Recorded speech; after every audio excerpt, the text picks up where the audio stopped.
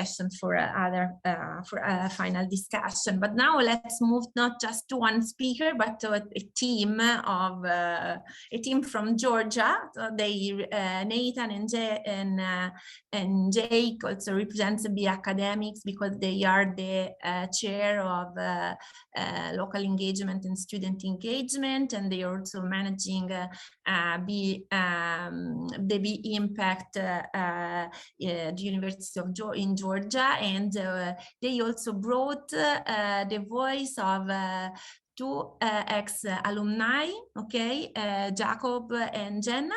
And so welcome, and we know that you are one of the most successful and one of the great example for the B Impact team. So what are you telling us? What are your experience? Which are the positive spillovers that you have with the local economy?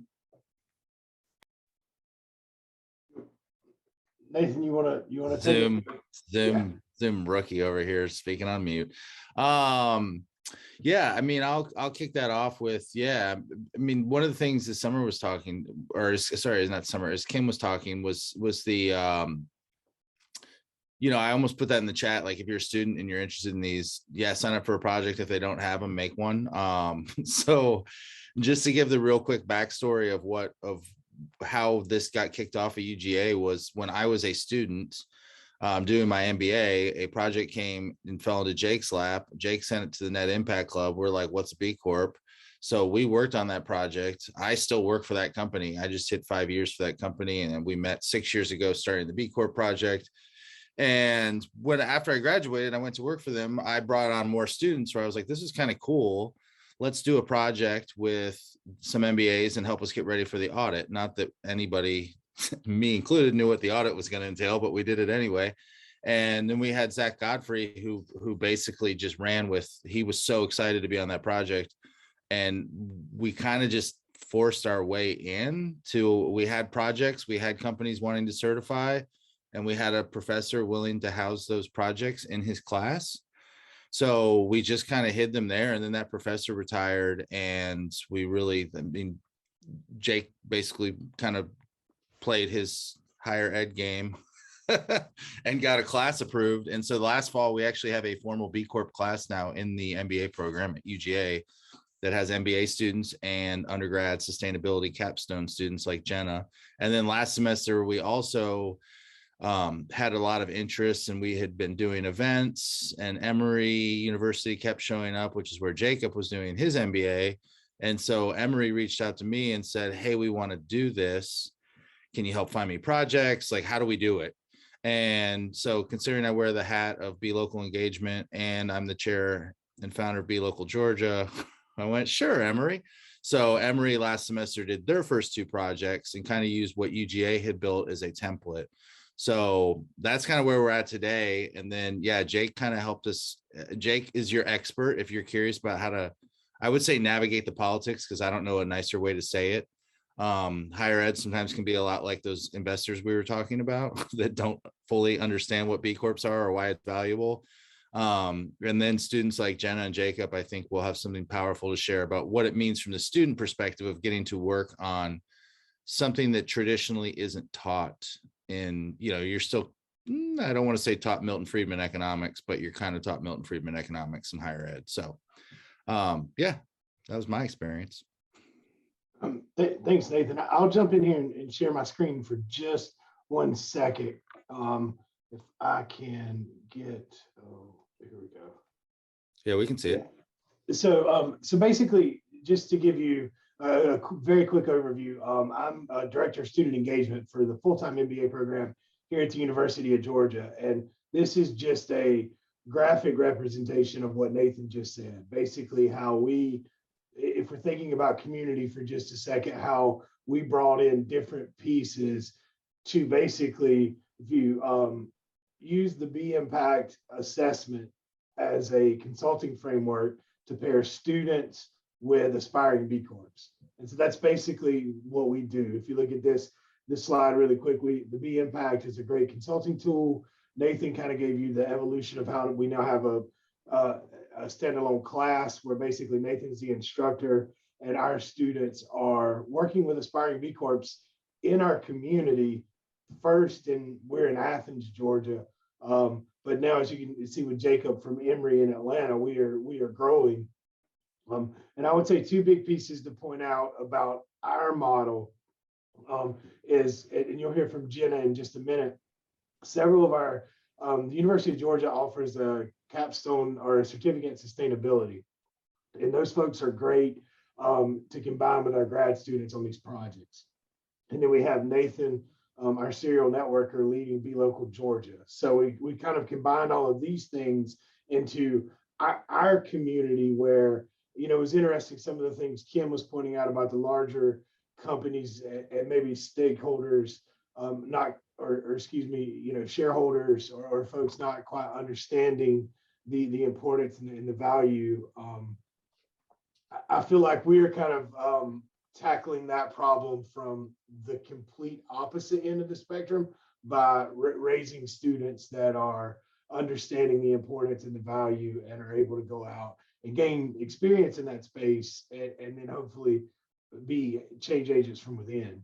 And Jenna, maybe I can turn it over to you for a second to talk a little bit about that. Yeah, absolutely. I've actually had the opportunity to kind of what Nathan touched on, be on a student team as an undergrad as well as a master's student. I started all of this about a year ago on my sustainability capstone. And I believe there were 3 or 4 different companies that were pursuing B Corp certification. And I got assigned to one of them. And I was super passionate about this and really just interested in it. And so I emailed Jake and Nathan and I was like, hey, could I actually hop on too and kind of do work on both? And they said yes. So I worked on 2 projects last year for my sustainability capstone, and then I graduated with my bachelor's degree. And through the summer, I'm now in a master's program at UGA, not an MBA program, but that's okay. And through the summer, I reached out again and I was like, hey, could I just kind of keep working with you guys, keep doing this whole B Corp thing? And once again, they said yes. So I got to be on another project through the summer.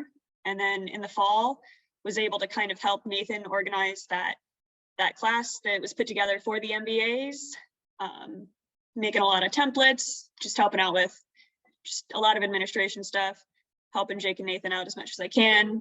And then this spring, I've actually been able to help 2 other undergraduate student teams with their projects through certification. And I can't even explain everything that I've learned from this process.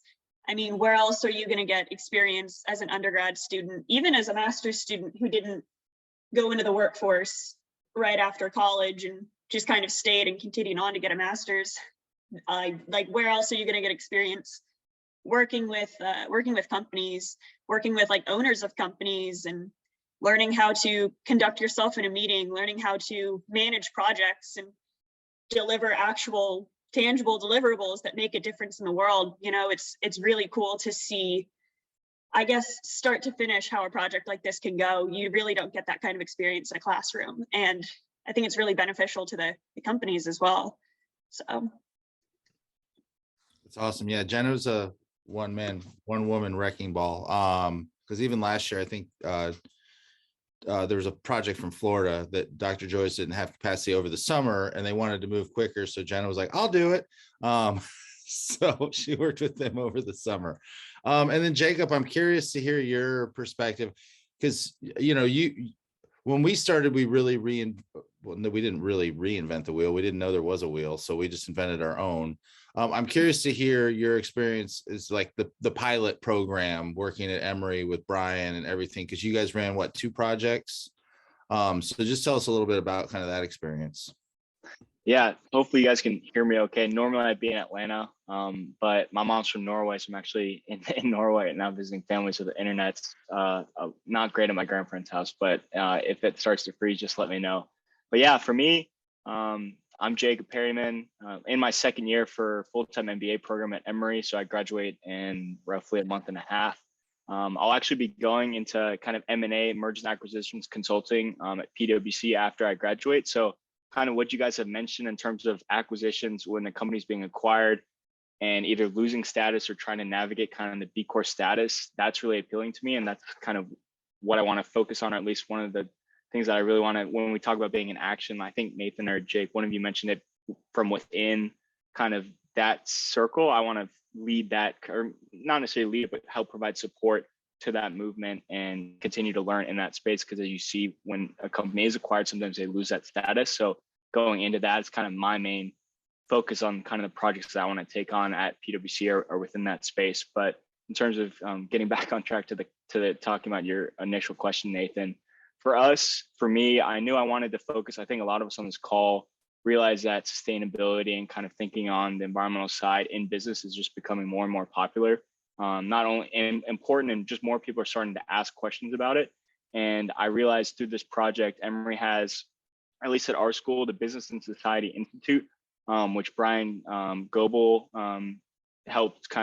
he helps run. And so he created this class with a lot of help from Nathan and everyone at UGA, which was basically kind of a B impact directed study. So it was open to anyone from, we had a couple MBA students, but then we had undergrads. And then we also even had a law student and some public health students. So that's probably what I enjoyed the most, was kind of realizing that there were so many different perspectives, and we talk about the legal structure. So immediately I knew I wanted to have the lawyer, like the pre-law student, on my team, because she could understand kind of the structure more than I could. And it was just a really good mix of like, and then we had a public health guy, and they're focused more on kind of the sourcing or like how it can benefit employees. So I think in terms of starting off, I really enjoyed that aspect. Obviously, because we were a pilot program, there were a couple of hiccups, but Brian did such a good job of providing us that structure and documentation. For us, it was all about having some kind, like reading the book about B Corps and all this other options and information and articles that Brian provided to us help kind of set the base for us. So really it wasn't there weren't too many big issues in terms of talking to our clients. I got to work for a brewery, which was awesome, kind of guiding them through the very initial phases. We didn't end up getting to have free beer, but I think that's on the docket at some point. But really enjoyed the time there, and just, I would say the main learning curve is just providing all the documentation and kind of structure, I think, is the hardest part. And but Brian did a great job at that, and I'm sure I don't think he's on the call today, but I'm sure he'd be willing to talk to anyone about setting that up as well. But that's kind of my first initial thoughts. That's awesome. Yeah. And I think the cool thing too that we're doing in Georgia, and Kim could probably talk about this in the Mid-Atlantic, is there's an element, I don't want to say of competition in higher ed, but there are, especially among state flagship, whatever institutions, and we all have our egos or our football teams or whatever. There's all these different things that go into it. And I think the cool thing that we're doing here is that we're really creating an ecosystem. And, if I switch this hat and put my Be Local Georgia hat back on or whatever, looking at how many universities can we be at, right now, Agnes Scott, which is a small, I think it's women only liberal arts college in Atlanta, is doing a B Corp certification project. Kennesaw State, which is Northwest Atlanta, is doing two kind of impromptu one-off, like a pilot right now of B Corp projects. And I've had calls with getting them in. We have 3 prominent HBCUs in Atlanta that I want to start doing projects in. So really this model as an ecosystem builder is where I think the value is. And the cool part is it's not, like I speak at Georgia Tech. Anybody who knows anything about Georgia, the state of Georgia, and our love of football knows that we don't play very nice on the football field. But we do when it comes to B Corps. And there's been so much, and I think the ecosystem is there. NC State helped us get off the ground. We helped Emory get off the ground. I remember Dr. Joy's, the first student presentation she had for her class. I drove down to Gainesville and was there to learn from her. Like, there's this collaborative effort that, even like my call to action today, honestly, would probably be that we all follow B Academics on LinkedIn. We all connect. So we know what is going on in the ecosystem and can support each other. Jake, what would you add to that?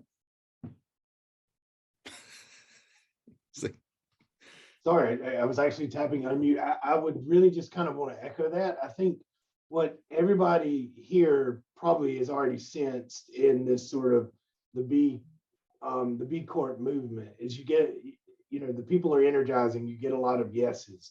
And that's what we've been able to lean into and capitalize on. I would think in terms of propping up student teams, if that's something that you're interested in, it's a lower bar than you really think, because I think Nathan put it in the chat. Like a lot of the companies we work with are smaller businesses that don't have the resources, that are eager for free labor, right? And then we have students, Jenna mentioned, who is eager for just tangible experience. And then I think, Jacob, thanks for your insight, because one thing that we have certainly seen here too is, I know it's a buzzword in higher ed, but the interdisciplinary piece of this, when you bring in undergrads, grad students, law students, health students, they can all, it's very easy for everybody on the team to find a place to plug in and add value on the project. So there, it's hard for me to articulate how easy just leaning in once is going to open another door, and then another door, and then another door.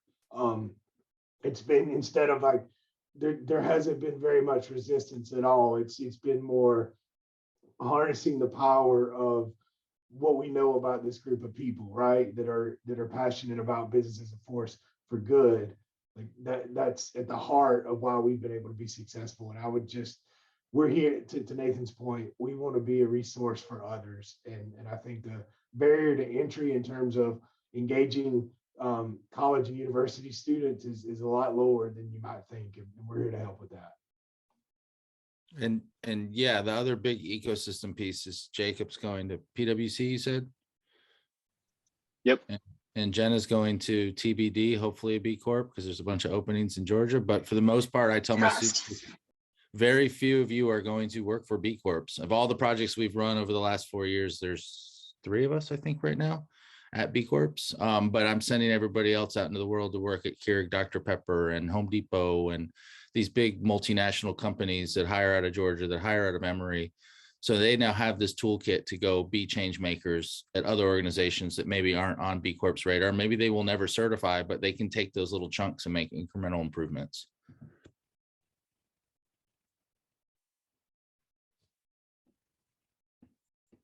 I don't know how we're doing on time. I can talk about this forever. I can talk about anything forever, but we still have time. We have other 10 minutes. And Jenna, can I ask, because you said that you had lots of recurrent problems. So which are these recurrent problems when you are working with the impact teams? Because I got that it's very difficult to get this documentation, because both of you said that we learned how to deliver structured documentation. So, but which are generally recurrent problems that a company has certification? At least in my experience, I think, and I think Nathan touched on this when he last spoke, a lot of the smaller companies that we're working with just don't have the full capacity to do this themselves. I would say one problem that at least I personally have run into on these projects is you got to make sure that there's buy-in from whoever you're contacted is in the company. You have to make sure that they are all in. They're willing and super enthusiastic about working with the team. Weekly meetings were a must for our team, and we've had, on the projects that I've been on at the very least, one is in the queue, they're pending, but they got a score of 86, so they're good to go as far as the score goes. One of the companies, when I started with them, they were, I want to say, below a 20 in their score, and now they're almost to 60, so they're getting up there too. And that all has to do with whoever our contact is being all in on this. So I think that that's a major issue when it comes to these types of projects. And I would say, let me think, what else? Nathan, can you think of anything that was like really quick? Oh yeah, Jake, go for it. And just echo what Jenna's saying. I think there has been a learning curve for us for sure. And what she's echoing is our most successful projects that we take on can be tracked back to our strongest internal champions with the companies we work with. I think Jenna's in a unique position because she mentioned taking on 2 projects last year, and she saw both ends of the spectrum. A startup who was sincere about wanting to do this, but spread way too thin to really be a resource for the team, versus, you know, a company that had a dedicated owner that made the weekly meetings, that gave himself, you know, deadlines and things like that. So that, I would say, to your question, Martina, I think we are building out the templates and the resources so that we can share across colleges, universities. So, you know, as Nathan says, we're not reinventing the wheel. You know, if there's a policy handbook, we can give you resources to help the student teams. But I think if you're thinking, okay, what is my biggest, if I'm getting something off the ground here, what is my biggest concern? I think Jenna hit it. It's got to be somebody within the company that has the dedicated bandwidth to be responsive to the team. I think if you have that, Jessica Thomas at NC State, other folks that are rolling out Be Impact teams, you know, Kim's work with her Be Local, with Be Locals, we have the resources to sustain a team, and we're eager to share those across the world. I would just say the biggest lift would be making sure you have a company that has somebody they can dedicate to the student team. And then playing off of that, I would also say a lot of the companies that we worked with, for example, the company that I worked with over the summer, they only had 2 full-time employees. So incredibly small company. And I'm sure, as some of you know, that the impact assessment can be a little bit tricky when you are a very small company. You don't have a physical office, you don't have a lot of physical assets. And so they didn't have as many opportunities for points that a bigger company, Patagonia, or even a medium-sized company would have. So that was another issue that we ran into. And it just kind of got to the point where the summer semester was running out of time, and we'd given them gotten them probably around 30 something points. So we added quite a bit to their BIA score. But at the end of the summer, we just kind of all got together and said, you know, maybe right now certification isn't the most feasible thing given your size. There are ways that you can do it, but it's going to be a lot of hoop jumping.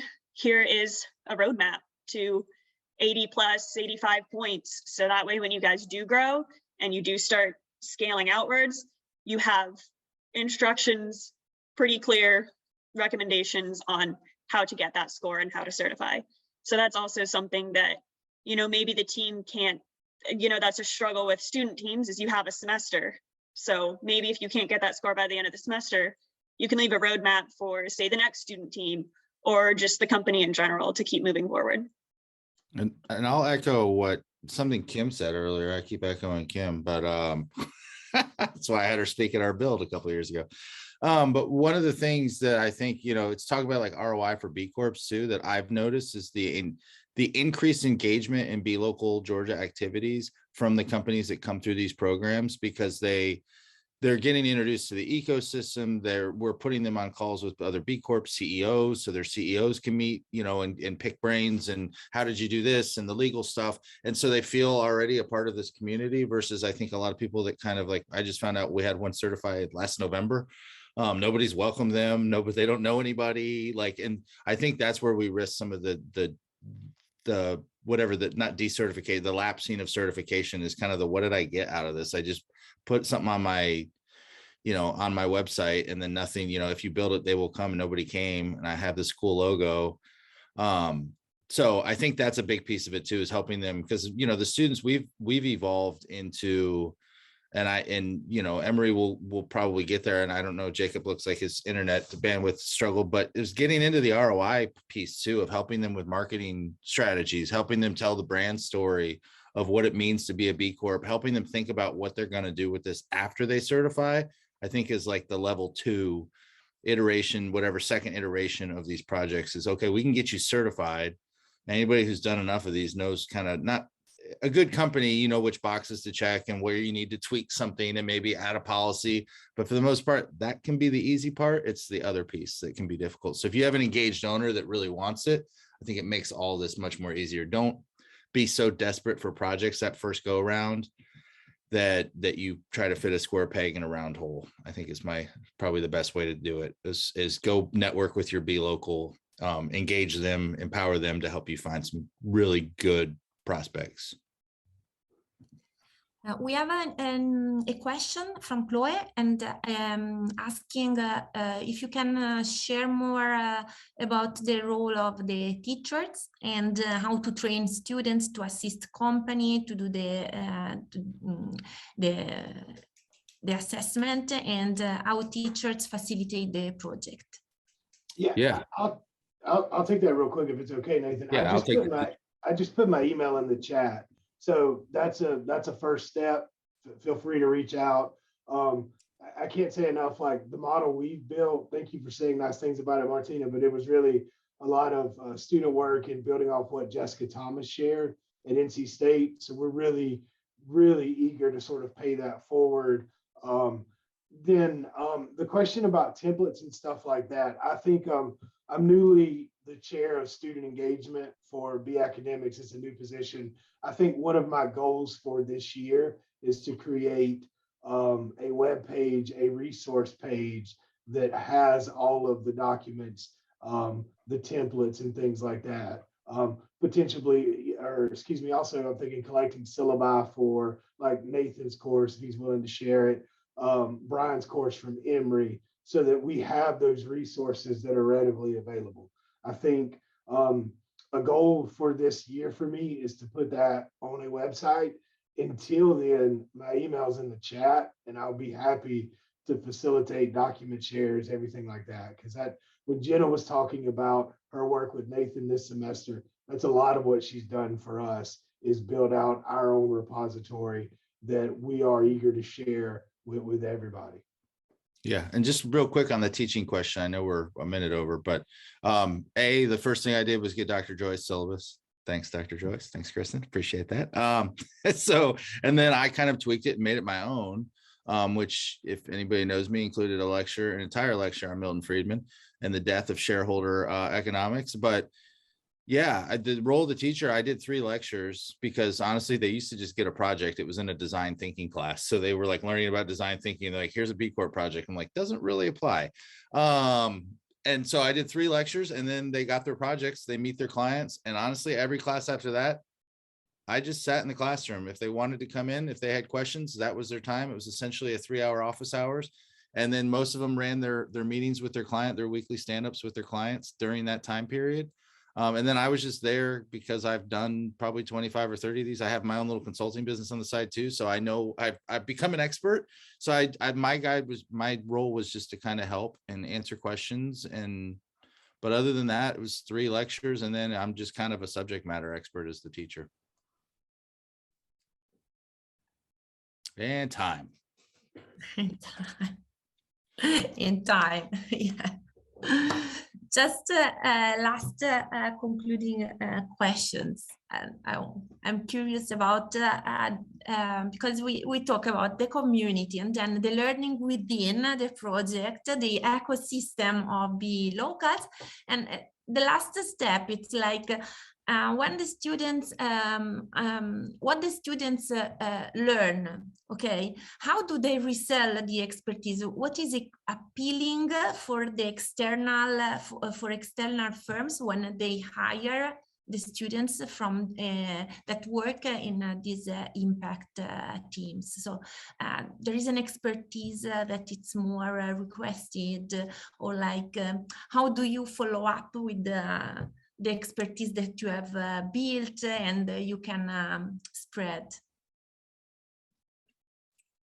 I think if I'm understanding it correctly, basically, like, what is how do we sell these to clients? Essentially, like, what is our, I think the big thing, well, it's not the best thing for my consulting practice, I'll tell you that. No, you get me for free with my students. But yeah, I think the big thing is I usually share some of our successful, like we're the original B Corp that came out of UGA, and we're the largest one in Georgia now. So I think sharing some of that we, there's the biggest B Corp in Georgia, then probably the coolest one because they make beer, Creature Comforts, came through Georgia, like starting to share some of the successes that we've had But I think honestly, it's just a price point thing. If you get the right prospect, the right potential client that wants to certify and maybe doesn't have the money, or usually it doesn't have the time to do it and to focus on it, and you kind of show them, I mean, we tell them basically, here are your deliverables, here's what you're going to get. You're going to get some really brilliant students, you're going to get, you know, and then it's kind of like a sales process. Do you have a handbook? Oh, you don't have a handbook yet. We'll get you all the handbook, we'll get you the templates, we'll create, like, I basically create a whole statement of work, and here's, you know, you'll get this point matrix with everything we're going to do and how we're doing it, and then you'll get a roadmap at the end of the project with what steps are left for you to complete once the students have completed their work. And so then they basically, Creature Comforts will tell you that that was instrumental, because we got them to about 65, and then they hired somebody, and that was her first responsibility, was taking that roadmap and implementing it. So I think letting them know that this might not be an overnight thing, but we'll get you and we'll help you improve your business in some way. So, and then usually, honestly, they usually want to stick around. If they don't get to 80, they're like, are there any students next semester?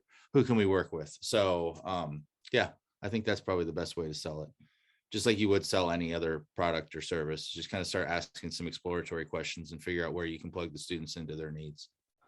I would also just add really quick too, it's been a warm introductions to. We've reached out to businesses that were already, you could look at them and tell that they cared about their impact, right? And so it wasn't like we had to wholesale, you know, sell them on the idea of becoming a B Corp. It was more like, hey, we see you doing these things. We see your marketing and your, you know, intent to be a positive community partner. We think you could benefit from becoming a B Corp. Here's why, and here's how we can help. Those, you know, I think that's been a piece to our success. I mean, Nathan mentioned the local brewery worked with. I mean, they're a 6-year-old company. They've already given back $1 million to the community. So, I mean, you could look at them and see, hey, you're walking the walk and talking the talk. We think B Corp is natural for you. And it wasn't much of a sell for them. Martina, did that answer your question? Yeah, good. Any other question from for the team? No curiosity. It looks like Jean has a question. Yeah. Yes, I have a question, and sorry. Yeah. No worries. I got confused. So I arrived a bit late. So I don't know if that's something that you have already discussed, but I'm actually interested in like the effect of certification on like both type of like a performance, both the economic and the social performance of the certified organization, whichever we define that. And so I was wondering if you have any insight on that, especially on like, is there a good time for organizations to certify? Like, is it better for them to certify early or later in regard of the different types of performance that they have? Again, maybe you have already discussed that, so I'm really sorry, but any insight is welcome. No, I mean, I would even ask, like Jacob, you worked with Roots Down, correct? Like, and they were they too early, do you think? Or was this a good foundation for them to lay down? Yeah, so I was Conso, the brewing company. Roots Down was our other one. Yeah. But yeah, you're good. So yeah, that's a great question. For us, it was more like, because they were starting so early in the process, it's sometimes easier to get everything in order in terms of what you want to plan in order to get the 80 points that you need for the certification. But we found with them and talking to B Lab and some of the people there, especially Kelly, I'm blanking on her last name, Nathan, so maybe you can help me with that. But Kelly Carter. Yeah. Yep. So she told us, and especially for the brewing company, because they were so early on, if they're thinking about changing their operations even more, becoming bigger, that they should go ahead and wait until they have everything kind of in order as to what they want to be, at least for the next couple of years. Because if you certify yourself and then change all your operations, you hire more people, kind of the requirements and the recertification can be a lot more complicated. So sometimes, at least from what we heard from B Lab itself, is to make sure you have the operations that you want currently for at least the next couple of years, and then you can apply. And so there's not as much controversy in terms of recertification with maybe operations that are suddenly you're providing beer to 50 states as opposed to just Georgia or anything similar to that. Yeah, and I know hopefully that answers the question. Yeah, and I know from our perspective, we had 8 employees when we started at AdVic, and we have 150 now. We'll be at 200 probably end of summer. So for us, it was this is a phrase I use all the time that I stole from our CEO, but it was guardrails for corporate decision making. So I talk all the time about how we were, we do consulting, nothing fancy. We do Salesforce implementations. We knew what we were going to be, but at 8 employees, we had no handbook. We had no vacation policies. We were just kind of like, I don't know, Jeff, I'll be out of the office next week. So this helped us really structure what we were going to be and make some commitments to volunteer time, pro bono time, that as we grow, or as we grew and as we continue to grow. I had a meeting yesterday, like if we're going to double our revenue this year, my budget gets doubled, correct? And then I'm like, why? I'm like, because we made a commitment to do that. So now I get to plan some really cool volunteer events. So those types of things, I think for scaling, especially if they're planning to scale, I guess it depends on the goals of the business, but if they're planning to scale and they've got a solid kind of foundation, a couple of years under their belt, that's a really good time, because once you scale, I equate it to a boat taking on water. That once you start taking on water, you look for the heavy stuff to throw overboard so the boat will stay afloat. And I think sometimes the B Corp stuff is the heavy stuff on the boat. But if you're committed to it and it's bolted down, you're like, okay, we have to figure out a way to keep the boat afloat. We can't throw this overboard. So I think that's what's cool, is that mission lock that it kept us, because anybody who's scaled knows it's very choppy. So anyway, that's my 2 cents from living that, living that experience. Thank you so much.